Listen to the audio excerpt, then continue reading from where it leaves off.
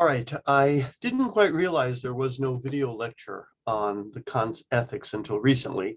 And then I went back to my notes and I started kind of reviewing them and I started looking at the PowerPoint and moving around slides. And then I got very, very confused, but I think I've gotten things sorted out.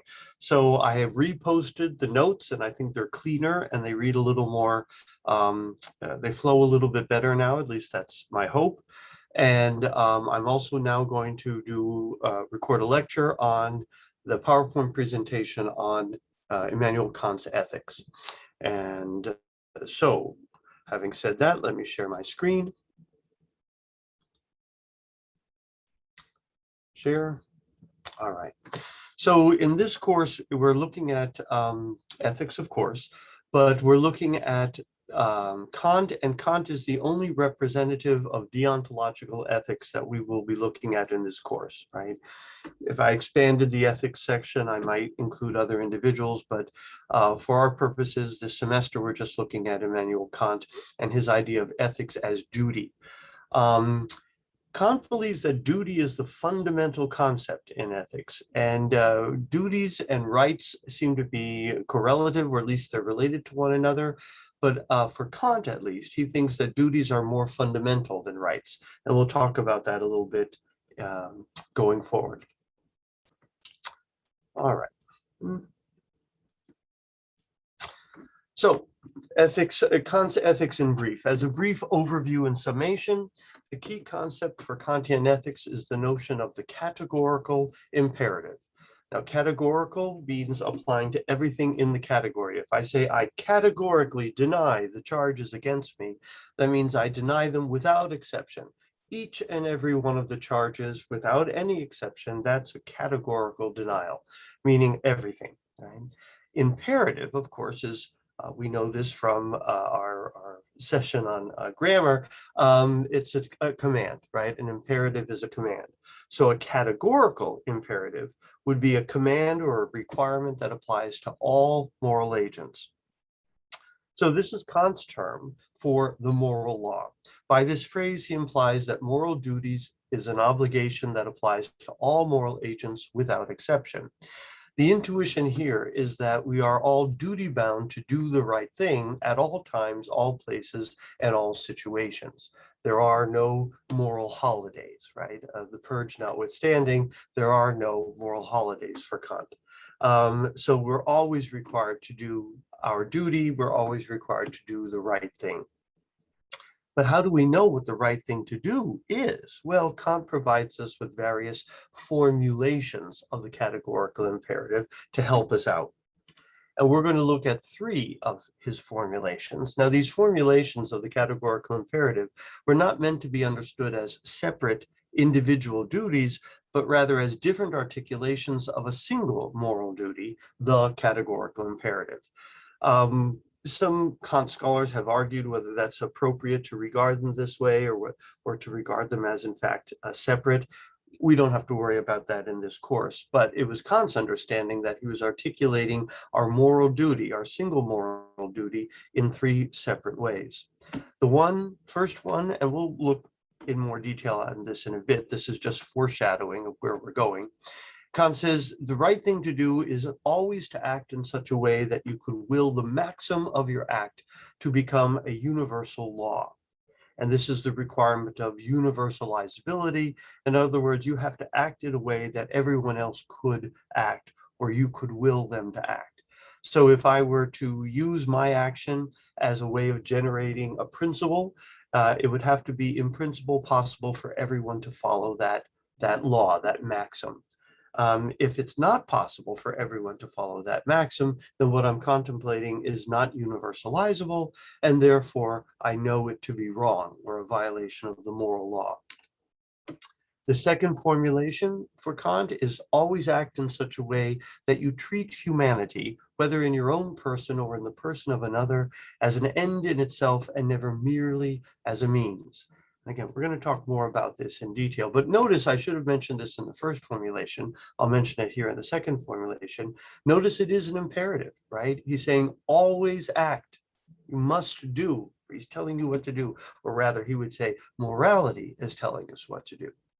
And so this idea is you treat humanity, whether in your own person or in the person of another, as an end in itself and never merely as a means.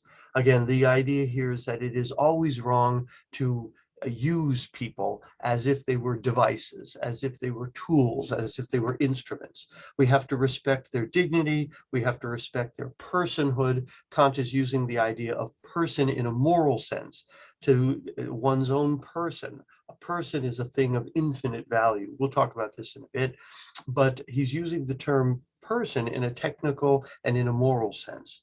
And I have to respect your personhood. You have to respect my personhood. This is a requirement of morality, and it's articulated in the second formulation of the categorical imperative. And then the third formulation of the categorical imperative is a little poetic here, but he says, always act in such a way that you are both legislator and legislated in the kingdom of ends. This is a requirement of reciprocity, that I have to will actions that I would find acceptable regardless of who I was in society, what piece I was on the board, whether I was the shoe or the iron or the race car or the thimble. I would have to find the rules that we're playing under to be fair from all perspectives. So that's the idea that I am both legislator, passing those rules, and legislated. I have to identify with each and every one of the individuals who must live under those rules in the kingdom of ends. And we'll talk about, again, each of these, including number 3, a little bit later. So, editorializing a bit, Kant is a systematic thinker. Like Plato, like Aristotle, he's developing an entire worldview, and his metaphysics and his epistemology have bearing on his moral philosophy, which has bearing on his aesthetics, which has bearing on his political philosophy, and so on. So he's weaving together a kind of systematic worldview. And so his moral philosophy is an integral part of a coherent system of thought, and it's interlaced with his metaphysics and his epistemology, aesthetics, philosophy of religion, political philosophy, etc. But for people like Kant, and for that matter, Plato and Aristotle, it's difficult to do justice to the rational support he offers for his moral claims without actually looking at his entire system. But we don't have time in this course to look at the entire system of Kant. We looked a little bit at his metaphysics and epistemology earlier in the course, but we aren't looking in great detail about the whole system. So I'm going to begin from certain starting points. Now, they aren't in fact starting points for Kant. He actually offers argued defenses for each of these, but let's treat them as a kind of in media res starting points for Kant. Number 1, from a moral perspective, in other words, considered as a moral agent, when I consider you as a moral agent, when I consider myself as a moral agent, when I consider humanity as moral agents, we are all equal. We are of equal value, of equal, Kant would say, infinite worth. We are all persons. So that's sort of a starting point for getting going with Kant's ethics. No one is privileged. No one is such that special privileges or rules apply to them, right, from Kant's perspective.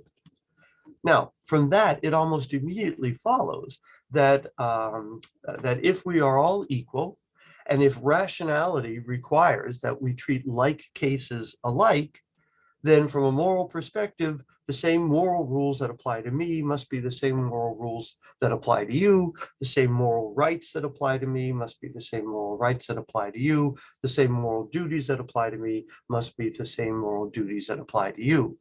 There are differences among us, to be sure, but those are not relevant from the moral perspective, right? When I put my moral goggles on and I see you for the infinite moral person that you are, my equal in every way, then I can't distinguish you as a moral agent from me as a moral agent.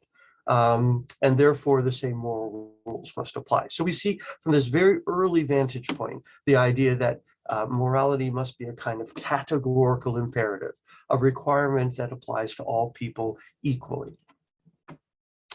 Second, he wants to say that the consequences of our actions are morally irrelevant.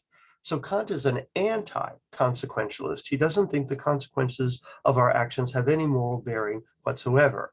And I'll give you a little bit of his reasoning here. Right? He wants to say that the only things for which a person can be held morally accountable are those things which are under one's direct control.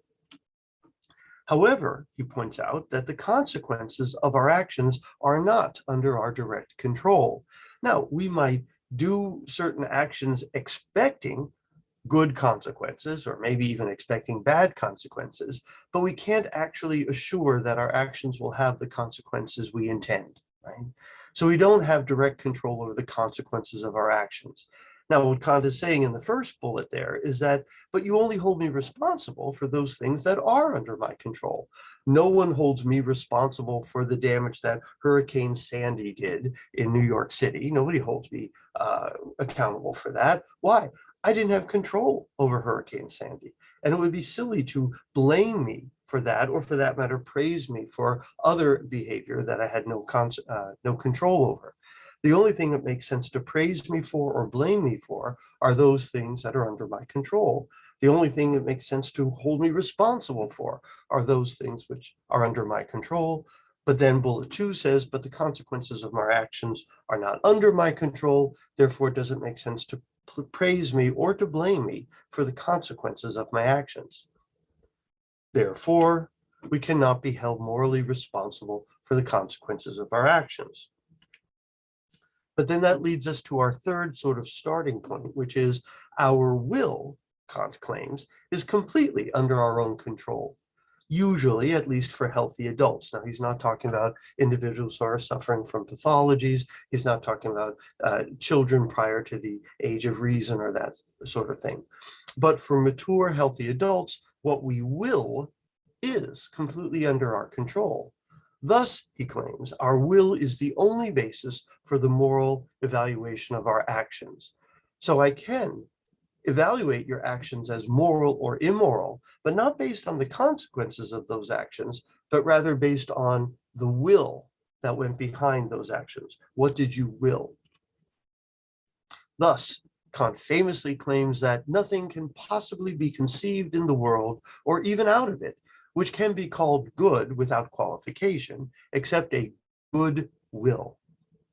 Now, this is not to say that there aren't other good things. It is only to say that those other good things are qualified goods. In other words, they're instrumentally good. They're not sort of intrinsically good.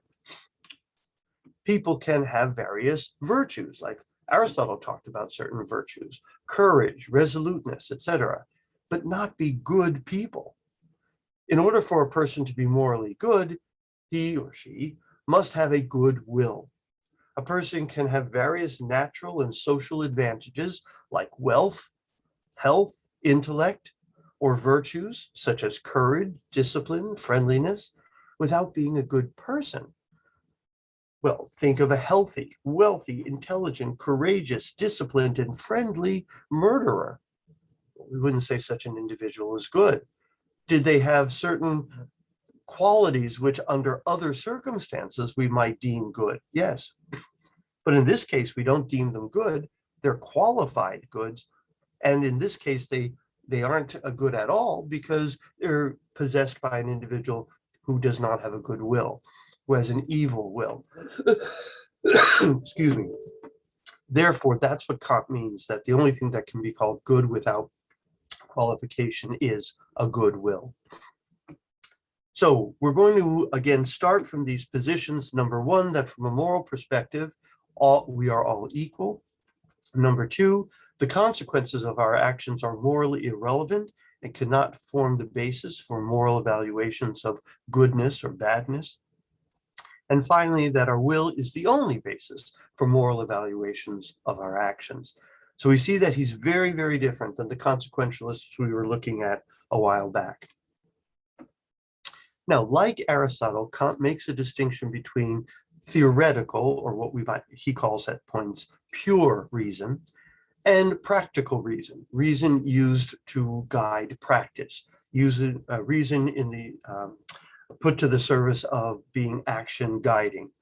So again, pure or theoretical reason is reason in the pursuit of intellectual truth, and practical reason is reason in the pursuit of practical guidance and the moral uses of reason. Aristotle makes a similar distinction, but there's an important difference between Aristotle and Kant here. Unlike Aristotle, Kant claimed that moral behavior does not guarantee that one will attain happiness. Now, if you think back to Aristotle, and we looked at him earlier in the course, he thought that once I developed my moral virtues, I would achieve happiness. In fact, that's one of the chief motivations for developing the moral virtues, that this was the prudent, rational, wise course to self-actualization, to self-development, and ultimately to eudaimonia and happiness. Kant says, no, that's not the case. Being moral does not guarantee that you will be happy. The connection is different, according to Kant. Kant claimed that a good will is indispensable for deserving happiness. So being moral is what makes you deserve to be happy, but it doesn't always guarantee you will be. So there's an important difference here between Aristotle and Kant. For Kant, the connection between moral conduct and happiness is not an empirical is correlation, right? He's not saying that moral people are happy people, but rather an a priori ought correlation. What he's saying here is that moral people ought to be happy. So moral people ought to be happy, though in point of fact, often moral people are not happy. Immoral people do not deserve to be happy, though in point of fact, sometimes immoral people are happy.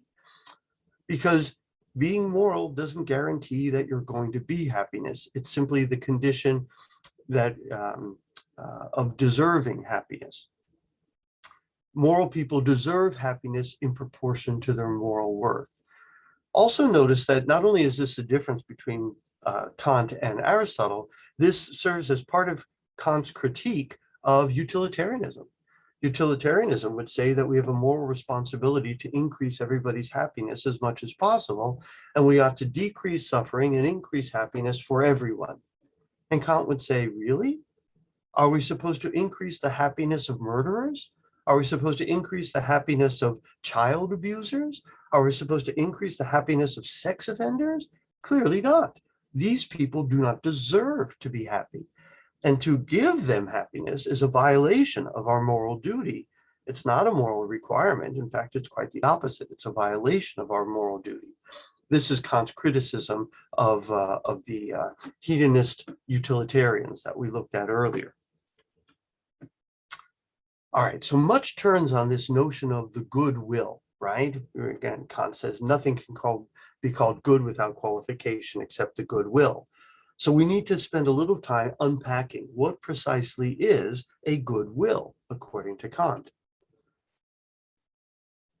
Before we go there, a little side.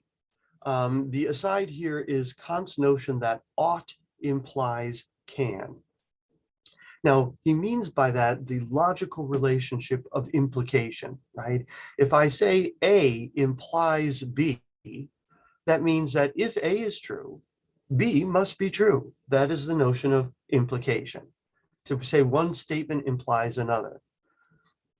And what he wants to say is ought statements imply can statements.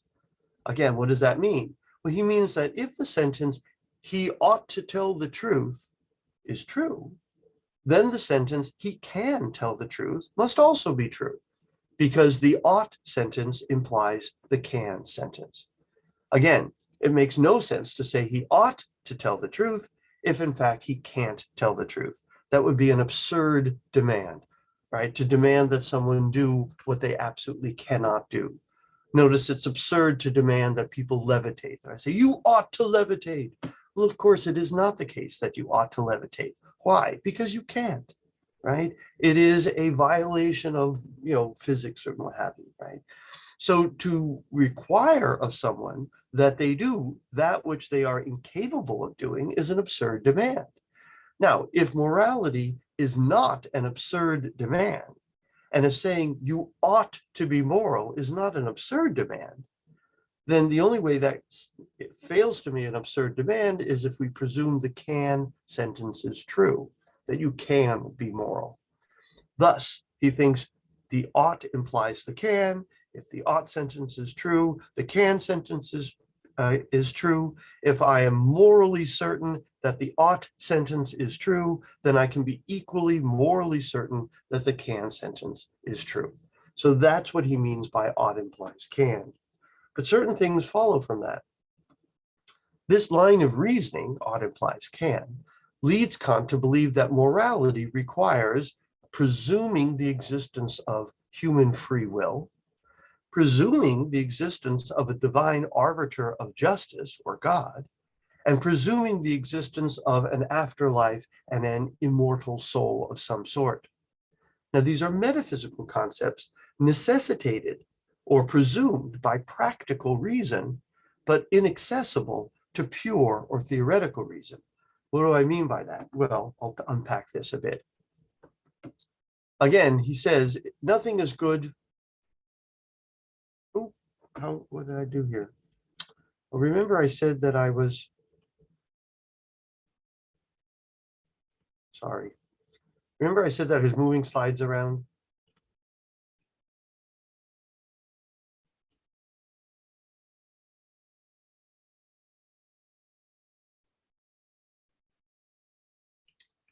Okay, maybe I don't go into detail then. Sorry. Back up.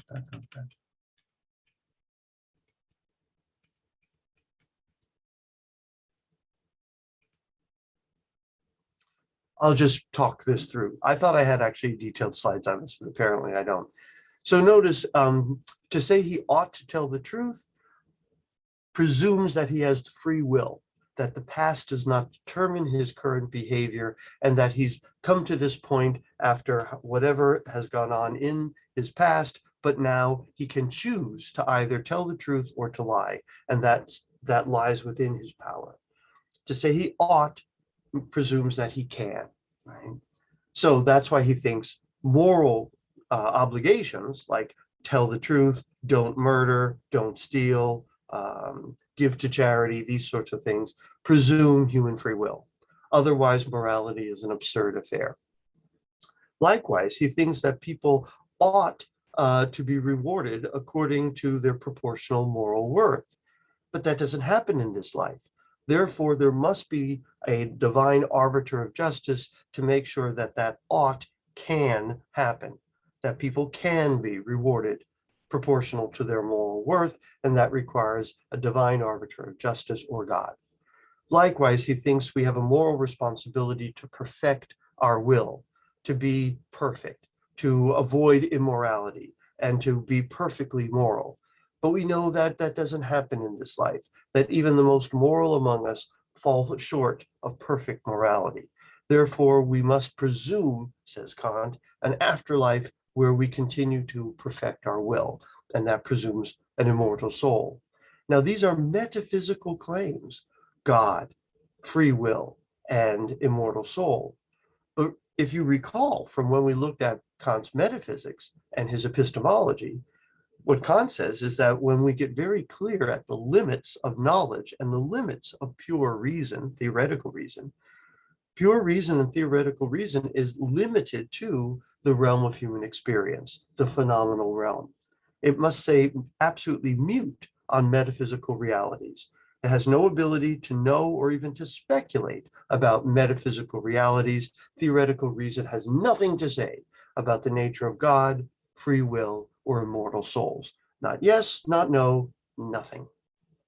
But, says Kant, from the point of view of practical reason, we kind of have to presume we are free. Does that prove that we are free? Remember, he says you can't prove it one way or another. That's his whole point. So I have absolutely no reason to think that we're free and we have free will. No theoretical reason. Let me be clear. I have no theoretical reason to think that human beings have free will. But Kant is equally clear. I have no theoretical reason to think human beings are not free either. Again, from the point of view of theoretical reason, I have no, I am mute on the question of free will. And yet morality makes no sense except on the presumption of free will. So I have moral reason, practical reason to believe human beings do in fact have free will. Now notice he almost makes a sort of legal case then, right? Since I have no reason to doubt that human beings have free will, and I have moral reason to assert that human beings have free will, and believing in free will is the only alternative to moral absurdity, then I have moral reason to believe in it. He almost is giving us grounds for a rational faith in free will, and by extension, God and an immortal soul. It's not a theoretical proof. He doesn't think that's possible, but it's a moral certainty. In any case, that was what I wanted to say about that. Okay, so now a great deal turns on the notion of a good will. So if nothing is good without qualification but a good will, then what does he mean by a good will? Well, for Kant, a good will is the will that acts from freedom and respect for the moral law. So we're going to have to unpack a couple of things, right? You're going to have to look at several sub-questions. What is it to act freely? Right? Again, he wants to say a good will is one which acts from freedom. What does that mean? What is the moral law? Right? That seems to be a very important question. And what is it to act from respect for the moral law? So to understand what Kant means by a good will, we have to unpack each of these three sub-questions. Let's take the first one first. What is it to act freely, right? Well, let's consider four alternatives.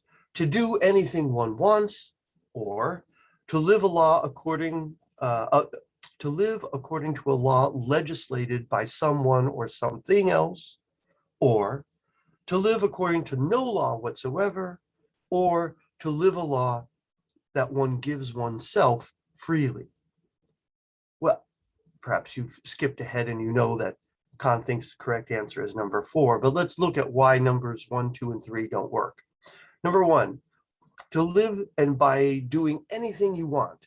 Some might think of that as free. If I am totally unencumbered and I can do anything I want to do and nothing restricts me and I have total free liberty, as Thomas Hobbes might say, is that true freedom?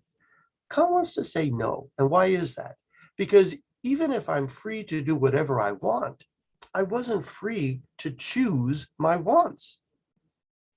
My wants are imposed on me by nature. I didn't choose to like what I like. I didn't choose to desire what I desire. These appetites, these inclinations, as Kant will call them, they are imposed on me by nature, by my upbringing, maybe by my families, etc., my surroundings, but I didn't pick them. Notice, if I could pick my wants, then I would want to exercise, and I would want to eat healthy food like kale. Right? But in point of fact, I want to lay around and watch television, and I want to eat fettuccine Alfredo and chocolate ice cream. Right? Those are my wants. I don't want those wants, but those are the wants I've been given. But if I'm living my life according to wants that have been assigned to me by something else, then I'm living a subjugated life, not a free life. I'm living the life of the appetites, right? I'm compelled. I mean, think of Plato and his idea of the appetitive nature. To live your life according to your appetites is to live the life of an addict, right? The one who is under the tyranny of their affections and their appetites and their desires, right? So to do anything you want, no, that's not true freedom, according to Kant. Well, what if I live my life according to a law that's been given to me by the church or by the state or by society, and I live under the law that has been imposed on me externally? Well, clearly that's not freedom either. Clearly that's the life of a subjugated person for the same reasons. Right? What if I live by no law whatsoever? Well, Kant would say that's not freedom then. That's living one random accident after another. And that's not freely choosing, and that's not agency, right? So that we're left then with number 4. It's to live your life according to a law, but it has to be a law you give yourself, and you give it to yourself freely. So it's not a law you give yourself because of your appetites. Okay, well then, where does that law come from? If it's not grounded in my empirical details and the appetites assigned to me by nature, and it's not given to me by society, it's not given me to by God, where does this law come from? Well, we'll get there in a moment. But clearly he thinks it's number 4. But we have to get clear on what he has in mind by what oneself is. And what he wants to say is you are defined not by those features given to you or imposed by you by nature, right? Again, he refers to these empirical details as inclinations. The empirical details of an individual are assigned to a person by nature, so no one of these features can figure into the law one gives oneself if it's to be a free law, if it's to be a law you give yourself freely. So I have to ignore all of that. I have to ignore my appetites. I have to ignore my affections. I have to ignore my emotions. I have to ignore all of these empirical details about myself if I'm going to come up with a law that is a free law that is I assign to myself as a free moral agent. Again, a person whose behavior is governed by his or her inclinations, those desires or appetites imposed by nature, is a subjugated person and thus does not act freely. We already covered that. For such an individual, behavior is determined by the strength of the thing pushing or pulling, and it's not determined by that agent's own native innate agency itself.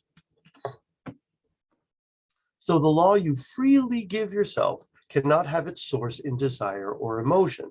Notice this stands in stark contrast to David Hume and David Hume's ethics. It must come strictly from reason. But what would such a law look like, right? What would such a law look like if it came strictly from reason and not from any of my empirical details? Well, we know something about this law. The law I give myself as a free being would be exactly the same as the law you give yourself as a free being. Why is that? Well, because once I strip myself of all the empirical details and I am simply my innate moral rational agent, and once you strip yourself of all the empirical details and you're just an innate rational agent, then we're absolutely identical in our natures. And the law I give myself would have to be exactly the same as the law you give yourself, right? There'd be no reason why it would be any different because there's no differences between us, right? Thus, the law would have to be categorical.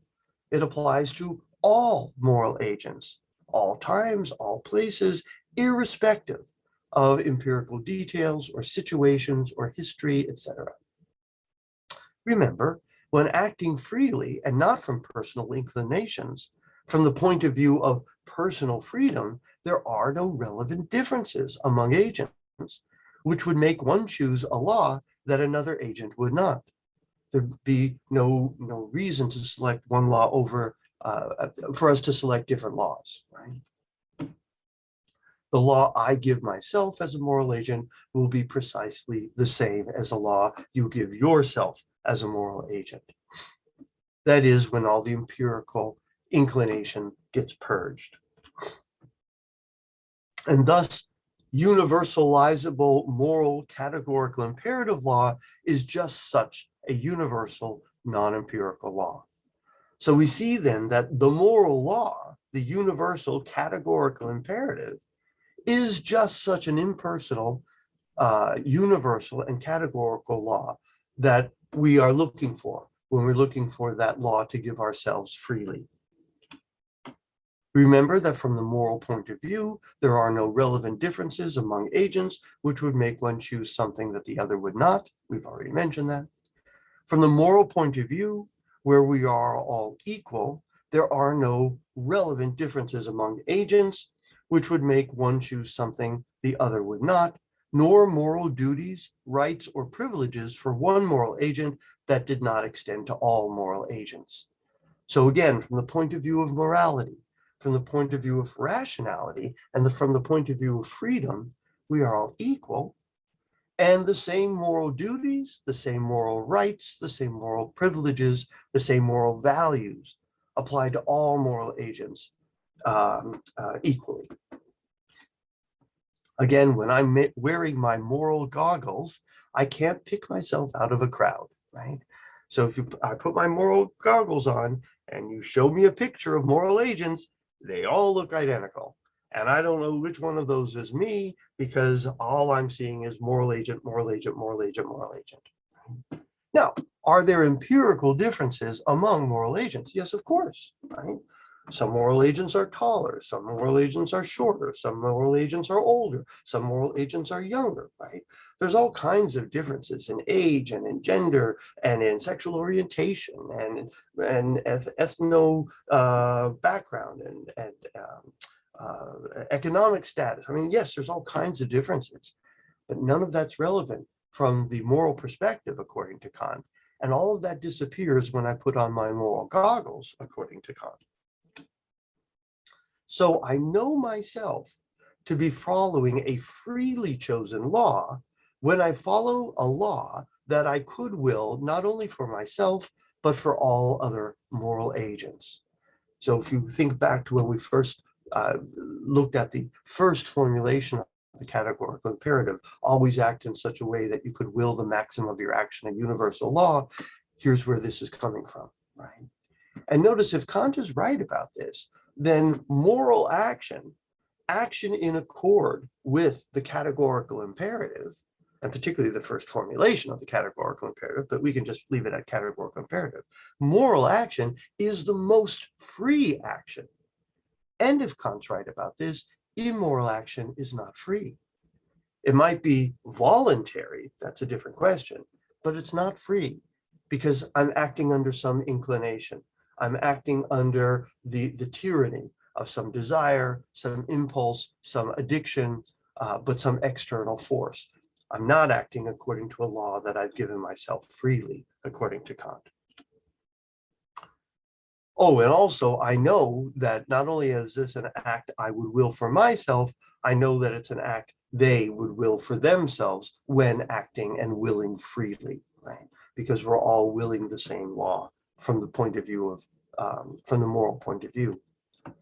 When one acts out of respect for the moral law, a law one freely chooses to obey, again, it's not like the law of gravity after all, a law one recognizes as a purely rational agent unsullied by inclinations, then one acts autonomously and freely.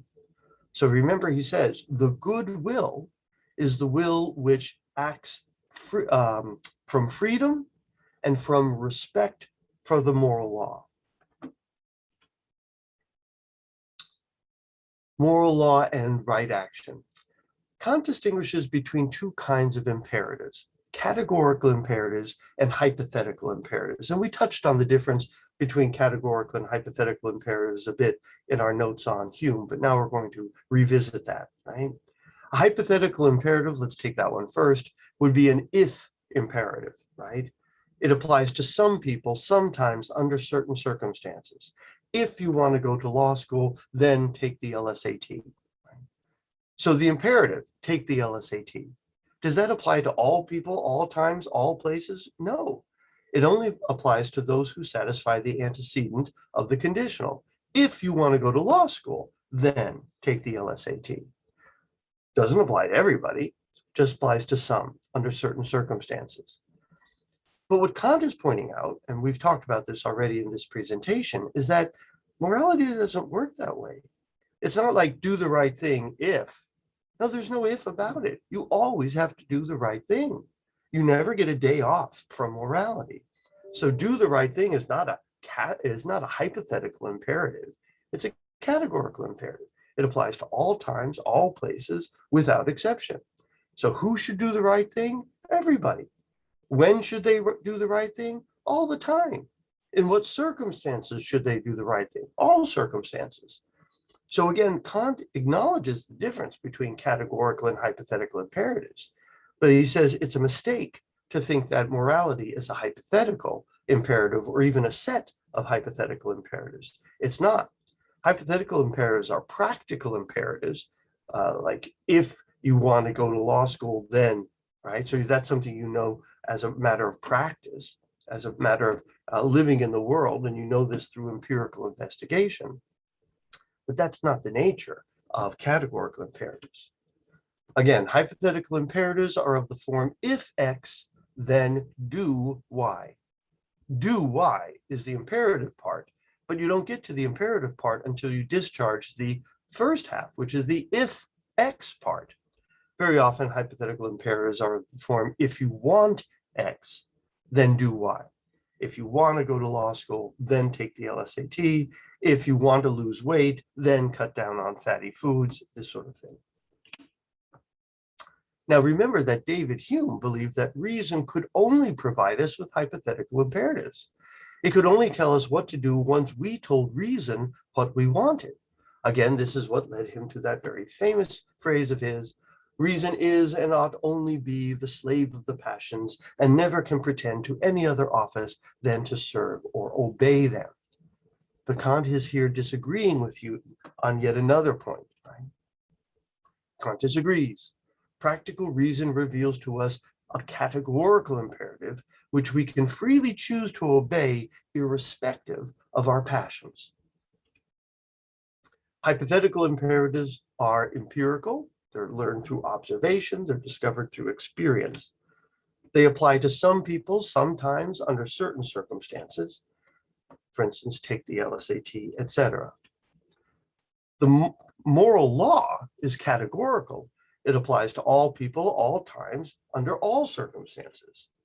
You must morally follow the categorical imperative, no matter what you might want. You have a duty to do the right thing, regardless of your wants, regardless of whether you want to go to law school or not, regardless of whether you want to lose weight or not, regardless of whether you want to do well on the exam or not. You have a moral duty to do the right thing, irrespective of your past, irrespective of your current circumstance, irrespective of your desired future.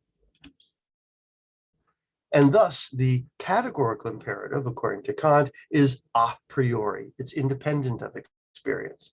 It is discovered by means of pure practical reason, not by experience. If moral law requires I do Y, and also Y happens to give me what I want, then the consequent of a particular hypothetical imperative is identical to the consequent of the categorical imperative. Well, it's not a consequent, it's just a categorical imperative, right? So notice, let's say I'm a shopkeeper, and I know that if I want to keep my customers, I have to give them the right change. And so I say, if I want to keep my customers, I need to give them the right change. I do, in fact, want to keep my customers, therefore, I give them the right change. That's a hypothetical imperative. If you want to keep your customers, don't cheat them, right? If you want to keep your customers, give them the correct change, the change they deserve. But notice the moral requirement is that I not cheat my customers, right? I'm duty bound. I have a moral duty not to cheat my customers. Well, here, the hypothetical imperative, what's practically advantageous for me, coincides with what I'm morally obligated to do. Yay, that's a fortunate situation, right? It's a lot easier to do the right thing when the right thing actually benefits you. However, the moral worth of my action will depend on the motive behind that mode of action. This is a new aspect to Kant we're covering now. In such cases, Kant would say, Kant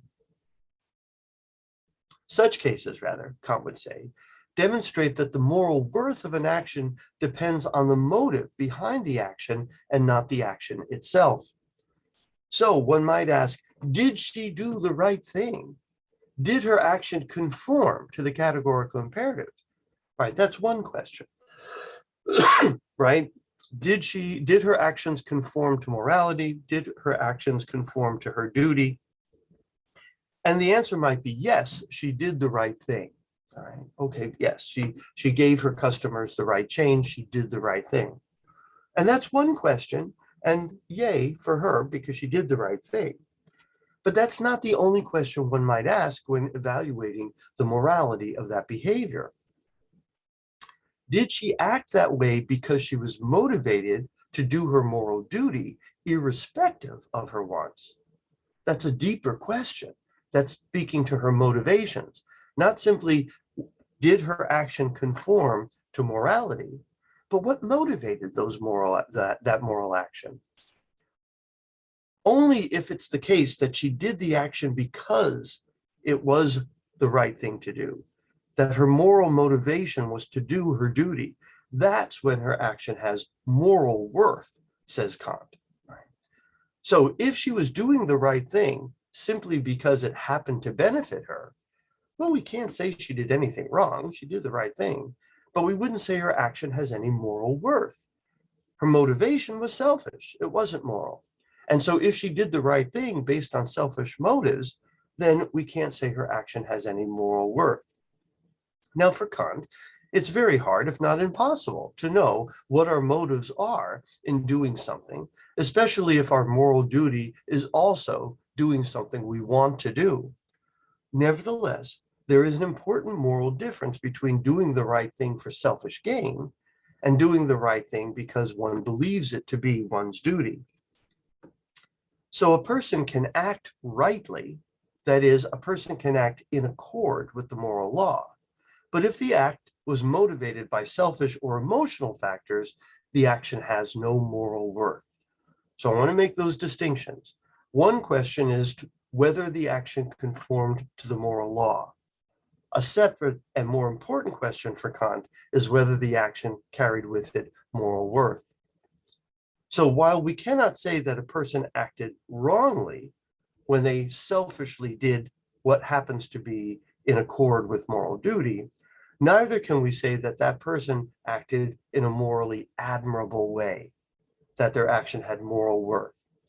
Consider if one is forced to give money to charity, or if one donates money to charity merely to get one's picture in the paper. Well, I can't say you did the wrong thing, that your action was a violation of the moral law. But I also can't say you're a moral hero in any event because you were doing something either you were forced to do or you were doing something for selfish reasons like vanity, where you wanted to get your picture in the paper. These actions would be actions in accord with moral law, but not done out of respect for moral law. And as such, they lack moral worth. Neither would be instances of good will. We could not say that the person acted wrongly, since the person did not violate the moral law, the categorical imperative. Nevertheless, these were not examples of acts of free will or of goodwill. So again, what Kant wants to say is the good will is the will that acts from freedom and out of respect for the moral law. If I'm acting for emotional reasons or selfish reasons, or I'm being compelled to act that way, I'm not acting from freedom. I'm not acting out of respect for moral law. That's not an instance of a good will. Maybe I'm overselling this. Kant places a great deal of stress on the intention behind the action, something which is completely overlooked by consequentialist ethics with their focus on the bottom line, right? So that's an interesting difference between the consequentialists and the deontologists, and more specifically the utilitarians and Kant here. Right? So Kant posits a moral duty, the necessity to act from respect for the moral law. And what is respect for the moral law?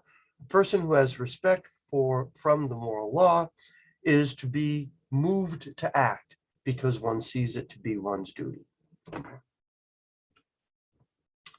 Thus, an act has moral worth, is morally good, if and only if, one, it is in accord with the moral law, right? It has to be morally permissible or morally obligatory. Two, it is not performed merely from inclination, whether that be inclination of selfish or benevolence. And three, it is performed out of respect for the moral law. Again, So the shopkeeper who acts from a selfish motive when not cheating his customers acts prudentially, but not morally. But likewise, the shopkeeper who acts from feelings of compassion in not cheating his customers likewise cannot be said to act morally, because it is motivated by personal emotion of compassion. That is not moral motivation, according to Kant. That's not respect for the moral law. Now, that might strike us as strange initially, since many think that emotions, more precisely sympathy and compassion, are precisely what ground and motivate moral actions. That was David Hume's whole thesis on ethics. But Kant denies this. Consider, what if the shopkeeper wasn't feeling particularly compassionate that day? Then the shopkeeper wouldn't be acting in accord with the moral law. And in neither case is the action motivated by respect for the moral law. If the only reason she acted morally is because of a feeling, there is no guarantee that she is moral or is interested in morality, nor is there any sign that she acts rightly or has considered the rightness of her act. Many immoral things have been done and are done in the name of love and compassion. Think of the mother who killed her 5 children in order that they might go to heaven. Right? All right, well, she might have been motivated by love, but that doesn't make the action morally right or in accord with the moral law. An act is right if and only if it is in accord with the moral law, and has moral worth if and only if it is done out of respect for the moral law. This is so regardless of the consequences, right? Oh, I think this slide is out of place, but it's a good point. For Kant, moral action and acting out of respect for the moral law is the most free action. It's not compelled by inclination. It's not compelled by force. It's not compelled by emotion. It is freely chosen. Remember, Kant acknowledges that feelings are not under our will. To act from feeling is to act in a way we've been commanded to act, and thus it is not a free act. So what is respect for the moral law? Again, a person can act rightly in accord with the moral law, but if it's motivated for selfish or emotional factors, the act has no moral worth. These would be actions in accord with the moral law, but not done out of respect for moral law, and thus they lack moral worth. I'm repeating myself. I'm going to move on. All right, so now what precisely is this moral law I keep talking about? Well, again, Kant thinks that it is a categorical imperative, an imperative binding on all moral agents without exception, and it amounts to something like, do the right thing. That's the categorical imperative. But then the question becomes, how does one come to know what the right thing to do is in a given situation? So you might say, all right, look, I think we can all agree we ought to do the right thing, but what is the right thing to do? And how am I supposed to know what the right thing to do is in any given situation? Kant offers various formulations of the categorical imperative to help us figure out what our moral duty is. These are not meant to be separate rules or duties, but rather different articulations of a single universal command, something I already mentioned. The first formulation, which I started off this presentation with, is this: always act in such a way that you could will the maxim of your action become a universal law. This is a requirement of universalizability, that everyone could act the same way.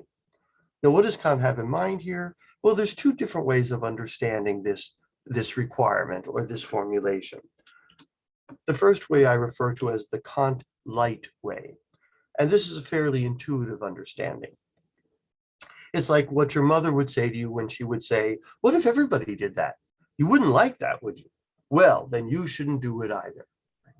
The idea is that you should act in the way you want other people to act. And if that's not how you want other people to act, you ought not to act that way either. Again, this is grounded in the notion of you are the equal of others. And if that is behavior you would prohibit others from engaging in, then you should prohibit yourself from behaving in it as well.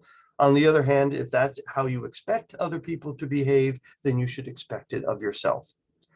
Again, the idea here is that you are not singularly special so that different rules apply to you than do everyone else.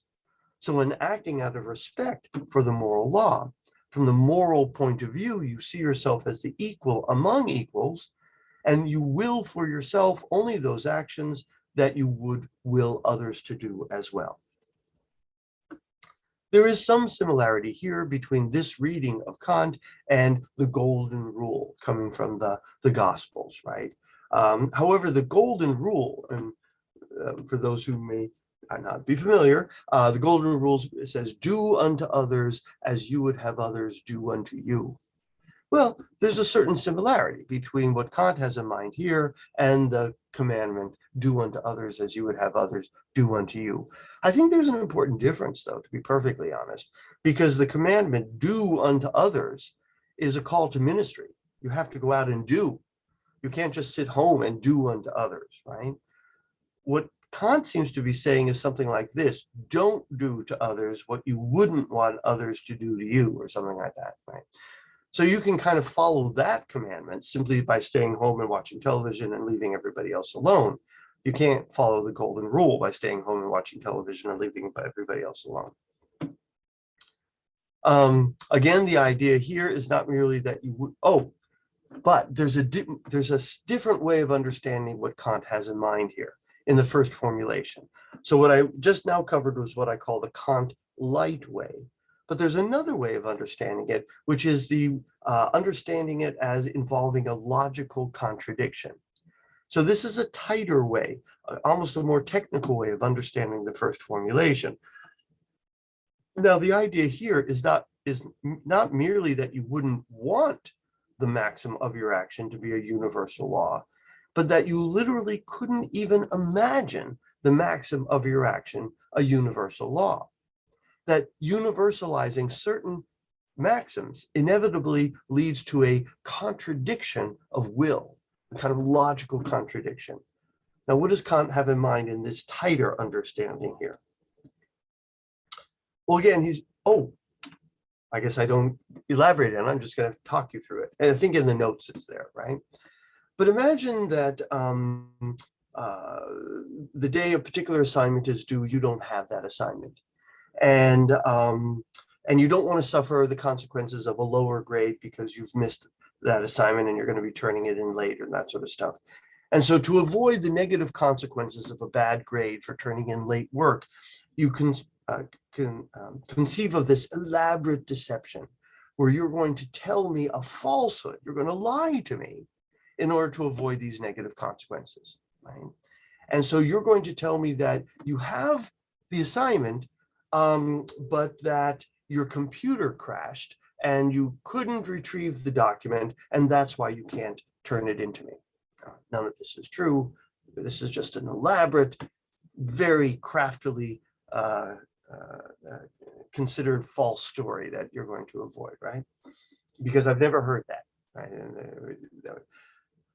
Except just before you're about to tell me this false. So in other words, you're going to lie. And your Kantian friend says to you, wait a minute, Kant says you must only will for yourself those maxims that you're willing to universalize. And you say, fine, let that be the universal maxim. Let the universal maxim be everybody lie. That is, it is not only permissible, it's obligatory that everybody lie. Not just me, but everybody lie. I universalize that, right? And poof, we are magically transported into the society that you have just willed. You've willed a society in which tell the truth is not the universal maxim, but lie is the universal maxim. But notice, if that's the universal maxim, you start to tell me your story about how your computer crashed and that's why you don't have your assignment. Do I believe you? Of course not. Why? Because I know you're lying. Why do I know you're lying? Because that's the rule. You just made that the rule, right? So maybe you think, oh, you know what I'll do? I'll tell the truth, and therefore he'll think I'm lying, and therefore, right? So you're going to do this, reverse psychology. So you go, I just don't have my assignment because I didn't do it. Have you deceived me? No. because I know no matter what garbage is coming out of your mouth, you're seeking to deceive. If seek to deceive is the rule, paradoxically, you can't, right? You can't deceive in a society where seek to deceive is the rule. You can only deceive in a society where don't deceive is the rule. In other words, you can't lie in a society where lying is the rule. Of course, there'd be no advantage to lying in a society where lying is the rule, because I'm not believing anything you say. In order for lying to be of advantage to you, the rule has to be don't lie. You know that. You know that as you're lying to me. As you're lying to me, you are willing the rule to be don't lie. But notice, you're also willing the rule to be lie. Right? So that's what he means by a contradiction of will. You are willing two different maxims. You are willing, I will that everyone lie. Well, rephrase. You're saying, I will that no one lie. Why? You need that in order for lies to be successful and to be workable and advantageous. But you're also willing, I will that someone lie. But notice, I will that no one lie, and I will that someone lie. Well, from our square of opposition, those of you who took logic, you know the E claim is a contradiction to the O claim. They can't both be. Right? That's the contradiction of will. It cannot be both the case that no one lie and that someone lie. Now, maybe you're saying, no, that's not what I will at all. Here's what I will. I will that no one lie except me. Ah, but what makes you so special, sunshine? Why you?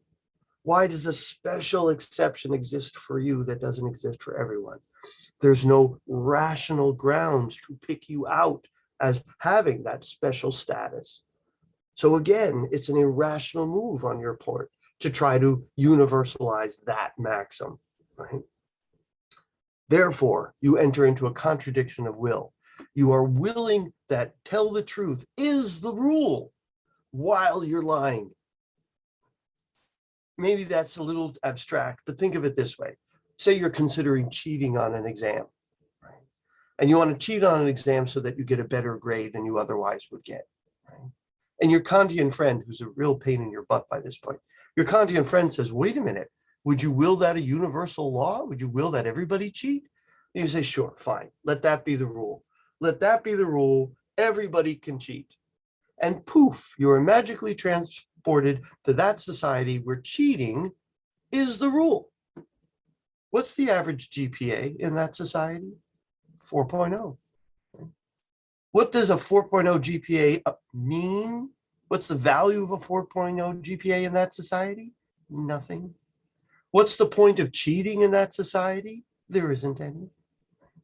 So notice, by universalizing cheating, you've actually robbed it of any value.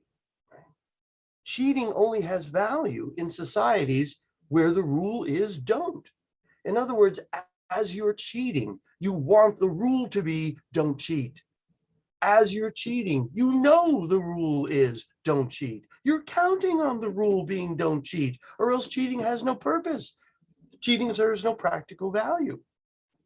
Again, this is the tighter way of saying that immorality always involves a contradiction of will, always involves an irrational move on the part of the moral agent, where you're willing that no one cheat and you're willing that someone cheat, when you can't have it both ways. All right. Second formulation of the categorical imperative. Always act in such a way that you treat humanity, whether in your own person or in the person of another, as an end in itself and never merely as a means. Now, this is the anti-coercion principle, or the requirement of human dignity. What does Kant mean here? Again, I go over this in the notes, so I'm going to just touch on it briefly. But this is the don't use people principle. But it's more than that. It's not don't use people. It's don't merely use people. Right? So notice, imagine the following scenario. I go to the baker, And I open the door, ding, ding, ding, the bell rings, right? And hello, Mr. Baker. Hello, Professor Harris. Said, oh, I would like to buy a loaf of bread, please. Certainly, says the baker. That'll be $2. Very good. Here's your $2. Okay, here's your loaf of bread. Goodbye, goodbye. Bring, bring, I leave. Did I use the baker as a means to my loaf of bread? Yes. Did the baker use me as his means to my $2? Yes. Right? Did we use each other? Yes. Did we merely use each other? There Kant would say no. We didn't merely use. I allowed him to make a free and autonomous choice. He was free to sell me the bread or not. He was free to charge me what he wished to charge me or not. He treated me as a free and autonomous being and allowed me to exercise my freedom. I didn't have to buy the bread. I didn't have to pay the price he was saying. He chose to set the price and sell me the bread. I chose to accept that price and purchase the bread. We did use each other, but we didn't merely use each other. I didn't coerce him. He didn't coerce me. I didn't deceive him. He didn't deceive me. That would be a free exchange. And as such, it's perfectly moral. It's perfectly in accord with the second formulation of the categorical imperative. In that exchange, I treated humanity in my own person and in his own person as an end in itself and never merely as a means. By the way, we've seen that phrase before, end in itself and not merely a means, right? Remember, that's a phrase that attaches to a thing of intrinsic value. So what Kant is saying is that humanity, human persons, are ends in themselves, things of intrinsic value. And we mustn't treat them as things, but as persons, things of infinite value. Right? Imagine a different scenario. I go into the bakery shop. Ding, ding, ding. Hello, Mr. Baker. Oh, hello, Professor Harris. Yes, I'd like to buy a loaf of bread, please. Certainly, that'll be $2. Oh, I don't think so, because I have a gun, and I will kill you if you don't give me that bread. Give me that bread. Right? Am I allowing him to make a free and autonomous choice?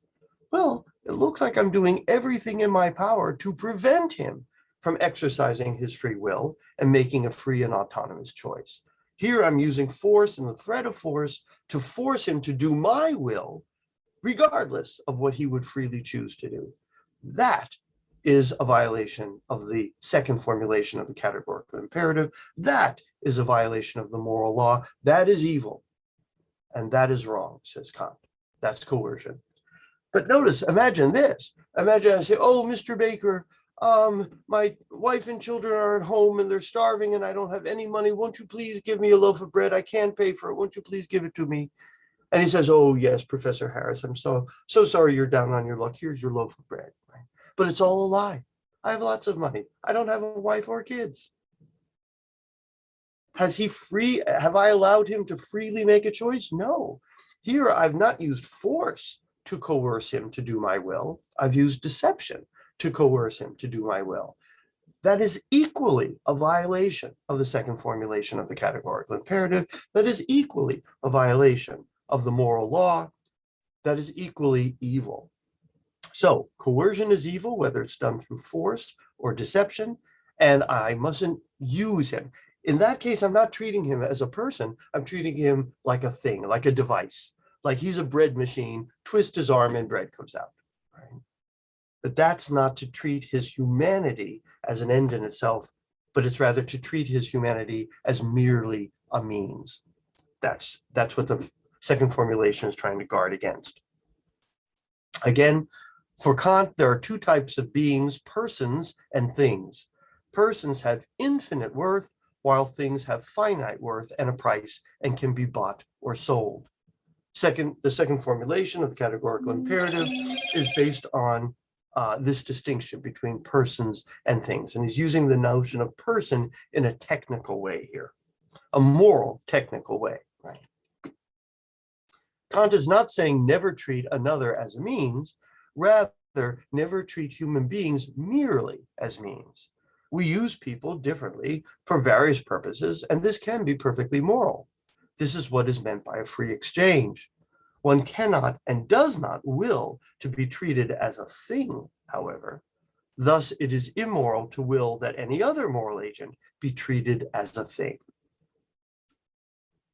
The third formulation of the categorical imperative: always act in such a way that you are both legislator and legislated in the kingdom of ends. And Kant's being a little poetic here, right? But what he has in mind is, imagine a kingdom where all the moral agents are wearing their moral glasses. So they're regarding one another as ends in themselves and not merely as means. Right? What policies, what societal rules would they designate, right? Well, I would will for that society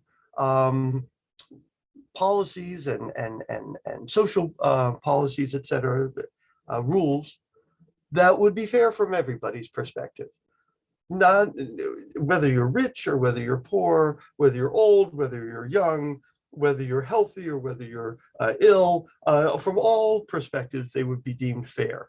Why? Because I'm not using my peculiar circumstance to filter what I deem to be a fair. I got the moral goggles on, right? And so in the kingdom of ends, I am the legislator. I pass the legislation, right? But I'm also legislated. I have to live under that legislation. And so maybe, you know, when I take my moral goggles off, I see that I'm poor, or when I take my moral goggles off, I see that I'm wealthy, or what have you, right? But when I'm acting in the kingdom of ends, I'm not paying attention to any of that. So I am going to legislate that which I would be willing to live under as the legislated. That's what he means by I am both the legislator and the legislated in the kingdom of ends. Again, imagine a society where we are blind to the empirical differences among ourselves and others. Further, imagine that no one acted from inclinations, accidental preferences placed upon individuals by nature or society, but rather acted purely out of respect for the moral law. Notice, since all morally irrelevant differences among agents have been neutralized with respect to their behavioral consequences, everyone would act in the same way and endorse the same moral rules. An action or principle that appeared moral from one vantage point in society, say from a rich person's point of view, would appear moral from all vantage points in society, say a poor person's point of view, and vice versa. This is the thinking between the talk of kingdom of ends and reciprocity. Now, if an action is neither required nor forbidden by the moral law, you do not have to do it, but you may if you wish. More specifically, moral issues are only those that involve behaviors that are universalizable, potentially coercive, and reciprocal. Right? So there are those things which the moral law forbids. You must refrain from doing those. There are those things which the moral law requires. You are obligated to those.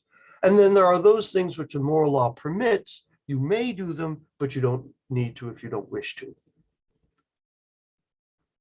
However, there are two types of duties, and this is nearing the end of what we're going to be talking about with Kant here. The distinction between perfect duties and imperfect duties, according to Kant. Right? Now, can there be rights without duties? Right? Kant would say no. Anytime you find a right, you have a corresponding duty. So if I have a right to property, then you have a duty not to steal my stuff. If I have a right to life, you have a duty not to kill me. If I have a right to not be deceived, you have a duty not to lie to me, right?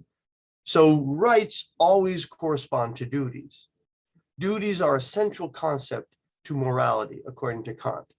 However, not rights, because if you went the other way around, can you have rights, can you have duties without rights? Kant would say, yes, you can have duties that correspond to no rights whatsoever. The distinction is between what he calls perfect duties and imperfect duties. The short of it is this: where you have a perfect duty, that corresponds to a right held by every moral agent. So my duty not to murder corresponds to the right to life that each and every moral agent has. So where I have a perfect duty, I have a responsibility to each and every moral agent, and that corresponds to that moral agent's rights. So perfect duties corresponds to rights. Not imperfect duties, though. All right, so what's an imperfect duty? Well, we'll get to that. So let's go back to the first formulation of the categorical imperative. Always act in such a way that you could will the maxim of your action a universal law. Notice, if we cannot even imagine the maxim of our action a universal law, then we have a perfect duty not to perform that act that's covered by that maxim, right? And occasions its formation. So I can't even imagine a society where lying is the rule. Therefore, I have a perfect duty not to lie. And that means each and every member of society has a right not to be deceived. Or if I can't even imagine a society where stealing is the rule, and there's reasons why that's impossible, because once you make stealing the rule, then there's no such thing as private property, and that means there's no such thing as stealing. But if I can't even imagine a society where stealing is the rule, then I have a perfect duty not to steal, and that corresponds to a right of every individual in society to property. Right? So perfect duties, if a maxim fails the first formulation, then I have a perfect duty, and these correspond to rights. On Kant's example, we have a perfect duty never to make false promises. We cannot even imagine a society where false promises is universalized. What's the point of promising if they can be false, right? So there would be no promise making in such a society that says, I promised this, but don't pay any attention to what I'm saying because maybe I won't keep that, right? The perfect duty to avoid false promises corresponds to the right of every moral agent not to be falsely promised. The duty to avoid murder corresponds to a moral agent's right to life. And here, because they involve rights, the government might very well have a justified role in stepping in to protect rights. If you're trying to say, break a contract because you promised, or take my life. I have a right to have my contracts fulfilled, and I have a right to have my life protected, and government may need to step in if you're trying to violate that. But notice, if we can conceive of a maxim, but we would not will it to be a universal law, in other words, it passes the first formulation of the categorical imperative. I can imagine such a society, but it doesn't pass the third formulation. I would not legislate it for myself and others in the kingdom of ends. Right? Then we have an imperfect duty. On Kant's example, we have an imperfect duty to cultivate some of our talents some of the time. Since we could not or would not will the maxim that says all should neglect their talents, then we have an imperfect duty to do the opposite of neglecting our talents, which is to develop them. So let me give a different example. Could you imagine a society where nobody gives to charity? Where wealthy individuals keep all of their wealth to themselves and they don't try to help out those less fortunate. Could you imagine such a society? Yes, I could imagine it. So notice the fact that I could imagine it shows it passes the first formulation. It could be willed a universal law. But now go to the third formulation. When I have my moral goggles on, would I select that as a rule? Would I select as a rule that says nobody give to charity? Particularly when I don't know if I'm rich or poor, I have my moral goggles on. Well, no, it would be irrational for me to legislate that and be the legislated under that rule. No, I would legislate in the kingdom of ends the rule which says those who are better off should give to charity. So in other words, that no one give to charity passes the first formulation, but fails the third formulation. If that's the case, then I have an imperfect duty to give to charity. What does that mean? I should give to charity. I'm morally required to give to charity. Certainly, if I have the means, if I'm better off, if I have surplus wealth, etc., I'm morally obligated to give to charity. And if I don't give to charity, I have failed in my moral duty. I have failed the third formulation of the categorical imperative. However, which charities do I give to? That's up to me. How much of my disposable income do I give to charity? That's up to me, right? And let's say I decide to give to the United Way rather than the American Red Cross. Did I wrong the American Red Cross by not giving them my surplus wealth and giving it instead to the United Way? No, the American Red Cross is not entitled to my charity. No one's entitled to my charity. That's Kant's point. No one has a right to my charity. I have violated no rights held by anyone if I don't give to charity. If I don't give to charity at all, I still haven't violated anybody's rights because nobody has a right to my charity. Have I failed in my duty? Yes. Here you have a duty, but you do not have a corresponding right, according to Kant. That's what makes it an imperfect duty. Not each and every member of society has equal claim to my disposable income. Not each and every member of society has equal claim to my charity. If I don't give at all, I have failed in my duty, but I violated no rights. If I give to one person but not another, I haven't violated anybody's rights, and I still have met my duty of giving to charity. Likewise, if I don't develop any of my talents whatsoever, I have failed in my duty. Have I violated anybody's rights? No, nobody has a right to my talent. Nobody has a right that says this is the talent you should develop. Maybe I go to medical school and develop that talent. Maybe I become a creative writer and develop that talent. Maybe I become very good entrepreneurial and start my own business and develop that talent. Now notice, if I develop none of my talents at all, I spend all day long watching Netflix and staying at home, then I have failed in my moral duty. Have I violated anybody's rights? No, nobody has a right to my talent. What if I decide to go to medical school and I don't become a lawyer? Have I violated anybody's rights? No. Have I failed in my duties? No. I've developed some of my talents. Yes, but you could have been a lawyer. Yeah, but I chose to be a doctor instead. Okay, that's fine. So that's the distinction between imperfect duties, which do not correspond to rights held by anyone in society, and perfect duties, which do correspond to rights held by people in society. If a maxim fails the first formulation, you're looking at a perfect duty and you're looking at universal rights. If it passes the first formulation but fails the third, you're looking at an imperfect duty and the question of rights does not arise. The obligation to help others in need is an imperfect duty according to Kant. It is an obligation that is general and therefore grants no rights to any one person. To fail to help a person in need might be wrong, but it is not unjust, according to Kant. Charity is an individual virtue and a private matter, according to Kant, not something to be conducted with the coercive power of government. If so, then no one is entitled to help, and the use of force through government taxation, we might say, like coercion, for example, would, for purposes of redistribution of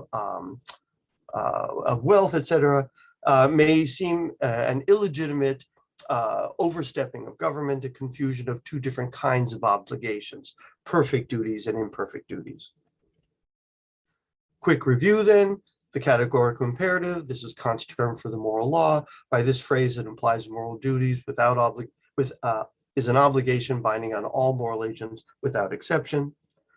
Again, we rehearsed the three that we've looked at in this course. Always act in such a way that you could will the maximum of your action a universal law. Always act in such a way that you treat humanity, whether in your own person or in the person of another, as an end in itself and never merely as a means. Just as a little side note, notice from Kant's perspective, you can treat yourself immorally. Not everybody agrees with Kant on that. Many people have thought that morality always regards other regarding action, not self-regarding action.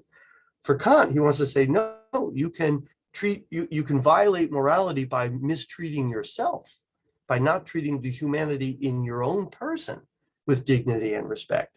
But that's not a major point I need to stress for you guys today. And then third, always act in such a way that you are both legislator and legislated in the kingdom of ends. And that brings us to the conclusion of the notes I wanted to talk about today.